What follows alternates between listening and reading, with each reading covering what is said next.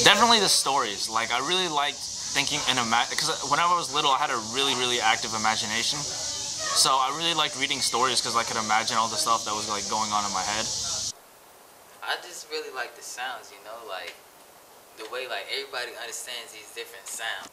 I like it's just sounds, you know, that are put together. And my main thing about reading is the syllables. Like how you can break them up in a way you can like put them together and break them up, especially with the English language, the letters. So like you can have homonyms, you know, like when it's the same forwards and backwards. And I just think that it's amazing what you can do with them and the way they sound, and how you just making a different sound can mean something completely different, you know. I don't read as much as I used to, but it was just the idea of a story, how you have a plot and suspense, different elements that just captured you and pretty much allowed you to put yourself in the story and really experience interesting scenarios and concepts. Writing, I always wrote. For some reason, I feel like that's probably my best subject. Writing is probably one of my fortes, but I was always kind of exceptional when it came to writing particularly. I'm not good at math, so don't ask me about that. Well, I remember my mom used to read to me, and then when she started buying them little tapes where they read to you and you respond what they like, say the word over. I like the fact that when we went over our alphabets, we had to do the sizzling S, like sizzling sausages for the S, and then we had like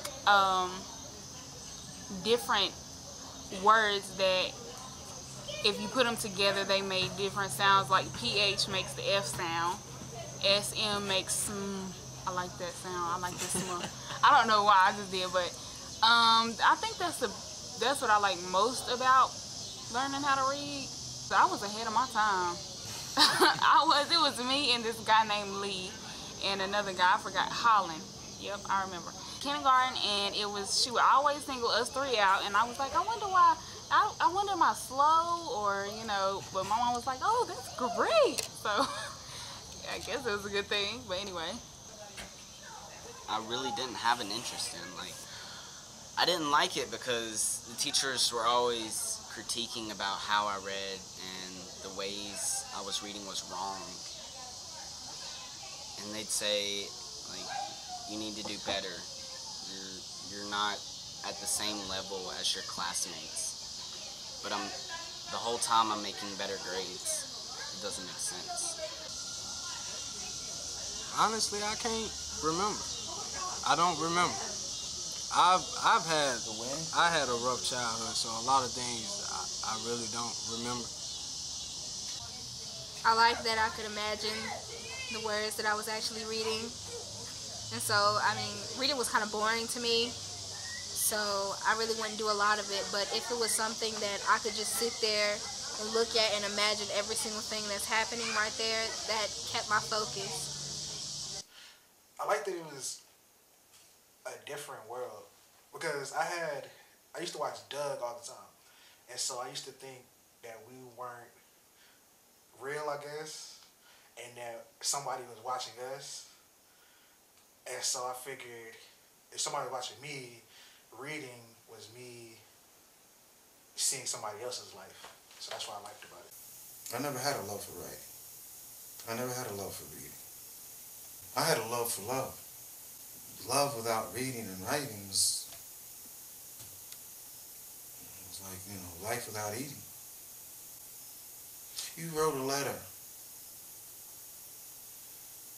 You had to put it in an envelope. You had to go to the post office and buy a stamp. And then you had to wait a week, 2 weeks, a month to get an answer. Bro, that's the stuff of passion. Life was a message in a bottle. You wrote a girl a letter down the street. Had to go to the post office. And it might take a week for the post office to get that letter to her. She right down the street. And you pass by her house every day, wondering if she got the letter. And then she writes you back. So in a year, you got 52 letters. And you haven't even had the permission to meet her parents yet. Everything was every day you won something, man. And you had to do it through reading and writing.